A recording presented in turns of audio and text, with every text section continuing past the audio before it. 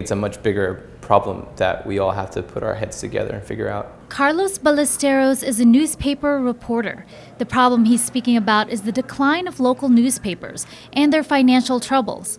As more Americans get their news online, web traffic has increased for some outlets. But overall, paper circulations, ad revenue, and subscribers have fallen. As a result, about 1/3 of large newspapers experienced layoffs in 2017, and even 23% of native digital news took a hit. Newspapers are still the most readily accessible media form for thousands and thousands of people, particularly those who can't afford a Wi-Fi connection or who don't have a cell phone. That's impactful and important, and if we don't service those people, then there's no point to what we do. I think newspapers are having a hard time adapting at the moment. That doesn't necessarily mean they won't adapt. Like Ballesteros, Manny Ramos is also a reporter and a member of Report for America, a nonprofit organization that sends reporters to work at hard-hit newspapers across the country. Much like Teach for America, it's a call to service and perhaps a solution to struggling newsrooms. The nonprofit writes, "The crisis in journalism has become a crisis for our democracy." The problem is that the commercial model is not going to fix this. It's just getting worse and worse. So we tried to think of what are other ways that we could try to get more reporters out on the ground doing great local reporting. Were you guys there when Hurricane Maria made landfall? Sort of just gonna, yeah. Its basic model works like this. Report for America pays half a reporter's salary.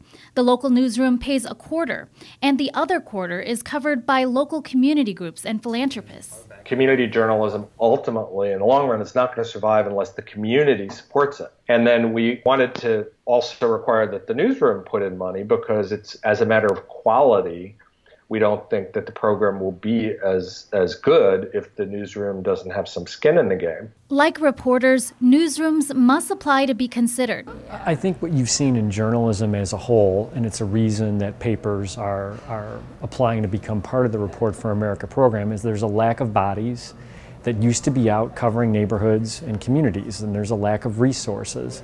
Lack of resources could also mean lack of trust from the community, especially in Chicago, a place people often associate with gun violence. What essentially are the reactions from the communities that you cover? I think people are weary of news media. Unfortunately, news media has often exploited pain and suffering for the purpose of selling papers or selling ads on TV.